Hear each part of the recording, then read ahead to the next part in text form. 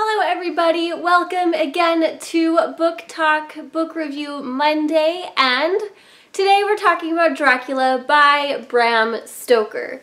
I started reading this book in October to get ready for the Halloween theme that month and also really get me into a spooky, atmospheric vibe for the month, and let's just say October didn't go so well. I only read 37 pages in the entire month of October, and I was really struggling trying to read this book.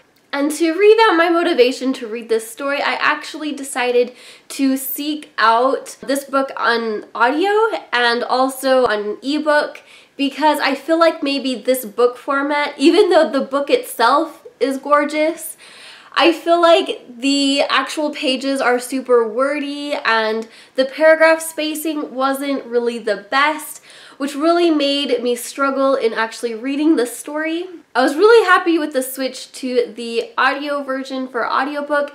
It really made the scene transitions from point of view to point of view really worthwhile, especially because each point of view was voiced by a different person, and it really helped with the flow of the story. I didn't feel like I was trudging through these really long paragraphs.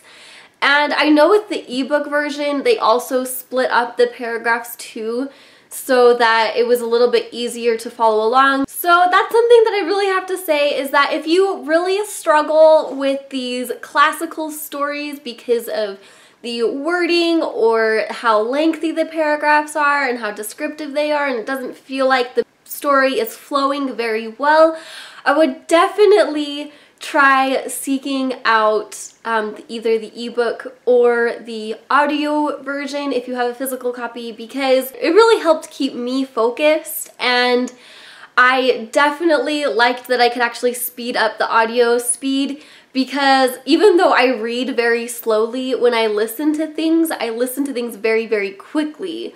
So I'm able to read the stories faster on audio than actually when I physically read them. And so that definitely is also very helpful. Now let's get into the story itself. Again, I really love classical writing, and I love how it paints this picture in your mind and you feel like you're actually in the setting. And I think that's what's really great about Dracula, because it is told in a series of journals and diary entries based off of each person's point of view. So you really get the emotions and the feelings and their perspective of every single scenario and every single scene. I do have to say that it's been a very long time since I've watched any of the classic Bram Stoker Dracula movies, and so I had forgotten the entirety of Lucy's story, and so that was really nice actually getting into that and seeing just how Lucy and Mina and Arthur all interact. And so I definitely really enjoyed the audiobook. I definitely enjoyed Dracula, and I'm so happy that I did this reread. It was definitely worth it, even though I couldn't actually read the physical book. It is the fundamental story why we have our vampire culture. It all started with Dracula and Nosferatu. In order to really get an understanding of why it's so crazy in popular culture, and also why so many authors like Stephenie Meyer and Anne Rice jumped on the vampire bandwagon, this book really emphasizes why this is so popular and why it is so great to read about vampires. Bram Stoker definitely goes into the more demonic and evil side of vampires. If you have read Bram Stoker's Dracula, please let me know down in the comments below how you feel about the story. Thank you guys so much for watching, and I will see you guys next time. Goodbye!